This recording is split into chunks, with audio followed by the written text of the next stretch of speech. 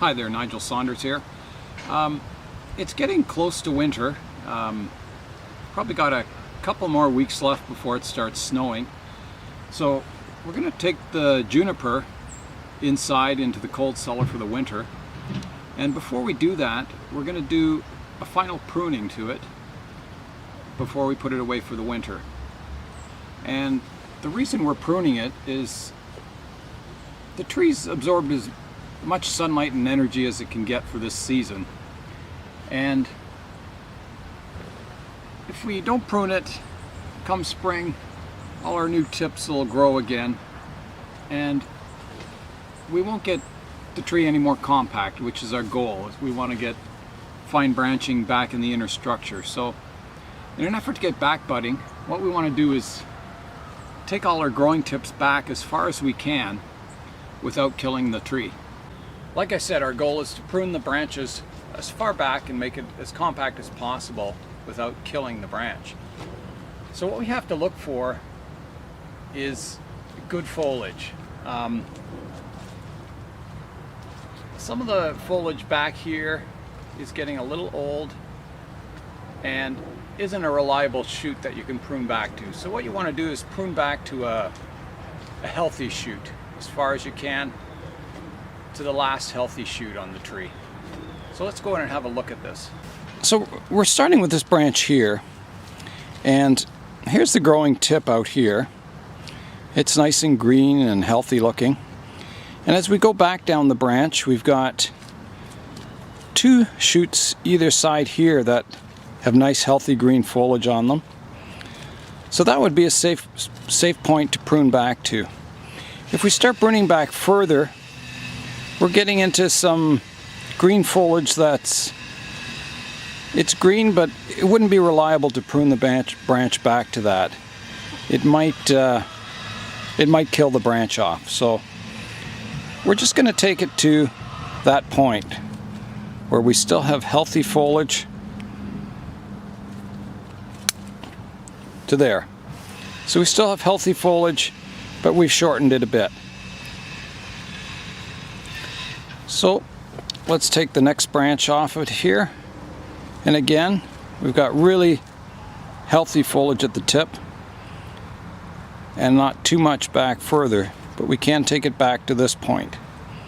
So there's a healthy shoot coming off the bottom here, so we're going to prune off this part, and we're going to reduce that tip just a bit like so. And same with these other shoots. We're going to just take the tips back a bit, like so. And same on this one. There we go. And then there's another branch coming off here that we have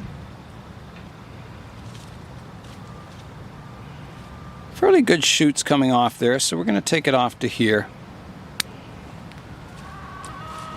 To there. So that branch is shortened up as far as we can reasonably can.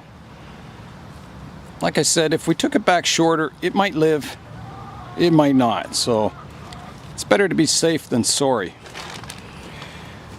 So we'll come around and we'll do the same for this branch. There's a good shoot here coming off, so we can take the tip off here.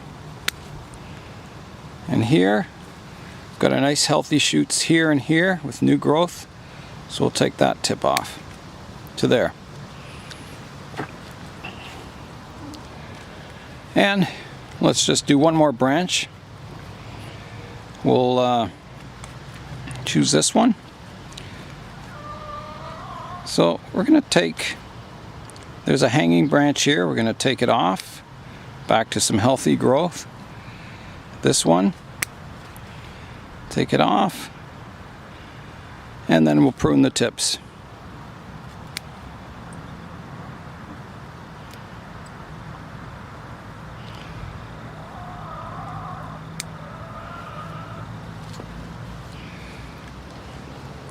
And here we've got a big cluster of growth. So we're looking where we can prune it back to. So we're looking for healthy growth. So we can take this point off here.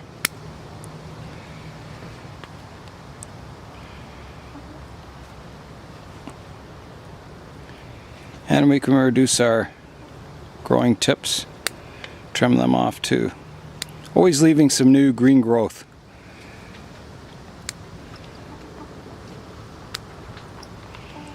And you'll get a bit of browning from pruning like this, but that's okay for now. Some of these branches, they're not, we can take the tip off, that's about it on here. There's no good growth back here. So I'm going to do that for the rest of the tree. And it's going to look even more bare than it did before. But our hope is all the energy that's in the tree right now, come spring, we hope it'll start back budding. So we've pruned the branches back as far as we can. And we hope we get some back budding in spring. If you leave the tips just the way they are, all this back foliage will die off and all the energy will go to the tip and it'll just keep getting longer and longer. So that's the reason we're doing this. And the reason I'm doing it now, some of the new growth is starting to turn